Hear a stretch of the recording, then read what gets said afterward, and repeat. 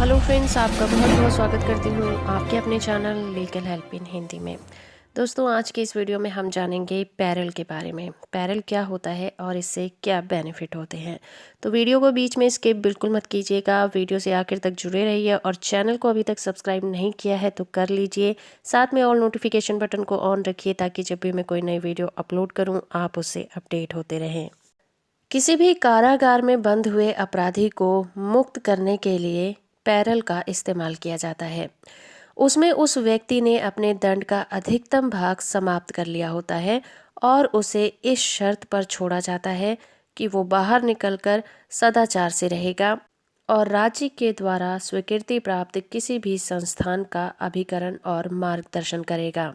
और वो तब तक करेगा जब तक कि उसे फाइनली रिहा नहीं कर दिया जाता। इसी तरह से पैरल शब्द का प्रयोग किसी पागल व्यक्ति को किसी संस्था से रिहा किए जाने के संदर्भ में भी किया जाता है। वास्तव में पैरोल किसी अपराधी को इस शर्त पर आज़ाद करता है कि उसने मुक्ति की शर्तों का उल्लंघन किया तो उसे दोबारा से दंडित किया जाएगा। और इस तरह से सजा खत्म होने से पहले रिहाई की प्रथा बहुत ही पुराने समय से चली आ रही है। शासक कुछ विशेष खुशी के अवसरों पर बंदियों को इसी तरह से उनकी सजा कंप्लीट होने से पहले ही रिहा कर दिया करते थे। तो दूसरे शब्दों में हम कह सकते हैं कि पैरल किसी व्यक्ति की अधिकतम सजा काट लेने के बाद उसके अच्छा व्यवहार करने के लिए उसे उसकी सजा से मुक्त कर दिया जाता है। तो चलिए जानते हैं पैरल के बेनिफिट्स के बारे में। पैरल का प्रयोग अपराधी के दंड काल में कभी भी किया जा सकता है। इससे वो समय की उपयोगिता और महत्व को जानने में असमर्थ होता है। इससे अपराधी को खुशी मिलती है और वो अच्छा जीवन जीने के लिए प्रेरित होता है। या फिर हम यूं भी कह सकते हैं कि अपराधी जेल के दूषित वातावरण और बुरी संगत से बच जाता है। जेल से छूटकर वो सामाजिक जीवन में अपना सामंजस्य स्थापित करने की कोशिश भी कर सकता है। पैरल अधिकारी अपराधी को हमेशा अच्छा जीवन बिताने की प्रेरणा देता रहता है। इस तरह से वो व्यक्ति आत्म सुधार की प्रेरणा प्राप्त करता है, उसका जीवन अनुशासन युक्त हो जाता है। यही नहीं, पैरल व्यवस्था से सरकार का आर्थिक भार भी कम हो जाता है और इससे जेल की आवासीय समस्या भी हल हो जाती है। पैरल की सहायता से अपराधी समय से पहले ही जेल से रिहा होकर अपने परिवार की आर्थिक रूप से मदद कर सकता है और उनके साथ रहता है। यही नहीं, पैरल एक ऐसी परंपरा है जिसकी वजह से कारावास में बंद हुआ अपराधी अपने आप को समय से पहले रिहा करने के लिए अपने आप में सुधार करने के लिए प्रेरित रहता है। तो दोस्तों, जिस तरह से किसी भी बात में बहुत सारे बेनिफिट होते हैं तो वहीं कुछ ना कुछ उसमें खामियां भी होती हैं।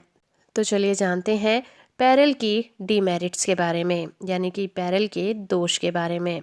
पैरल पर छोड़े गए अपराधी को पूरी सूचनाएं नहीं मिल पाती, सुधार का सही रिपोर्ट भी नहीं मिल पाता। ये जरूरी नहीं होता कि जेल से सही व्यवहार करने वाला अपराधी समाज में जाकर भी सही व्यवहार को अपनाए। हो सकता है जेल में जो उसका व्यवहार था वो दिखावे का था। इसके अलावा पैरल पर छोड़े गए अपराधियों को पुनर्वास की व्यवस्था भी नहीं दी जाती, जिसकी वजह से वो दोबारा से अपराध का सहारा ले लेते हैं। एक बार जेल से छूटने के बाद समाज में अपराधी को सम्मान की नज़र से नहीं देखा जाता, उसे कैदी कहा जाता है, जिससे कि अपराधी के अंदर हीन भावना पैदा हो जाती है। इसीलिए भ्रष्टाचार, भाई भतीजावाद और पैरल अधिकारियों की उदासीनता के कारण भी ये व्यवस्था पूरी तरह से सफल नहीं हो पाती। अपराधी अपनी सजा का एक बड़ा भाग काटने के बाद शर्तों के साथ रिहाई को पसंद नहीं करते, क्योंकि बाहर निकलने के बाद समाज उन्हें हमेशा यही धमकी देता रहता है कि उन्हें फिर से जेल भेजा जा सकता है। इसलिए वो अपनी पूरी रिहाई ही पसंद करते हैं। वो पहले की कठोर नियंत्रण से तंग आ चुका होता है और फिर उसे ऐसा लगता है कि सरकार उसकी सच्चाई, निष्ठा पर अविश्वास करती है, जिसकी वजह से वो दोबारा अपराध करने की ओर प्रेरित होते हैं। तो दोस्तों, ये था हमारा वीडियो पैरल के मेरिट्स और डीमेरिट के ऊपर। आई होप कि ये वीडियो आपको पसंद आया होगा। वीडियो अच्छा है तो आप इसे लाइक और शेयर जरूर करिए। चैनल को सब्सक्राइब कर लीजिए, साथ में ऑल नोटिफिकेशन बटन को ऑन रखिए ताकि जब भी मैं कोई नई वीडियो अपलोड करूँ आप लोग उससे अपडेट होते रहें।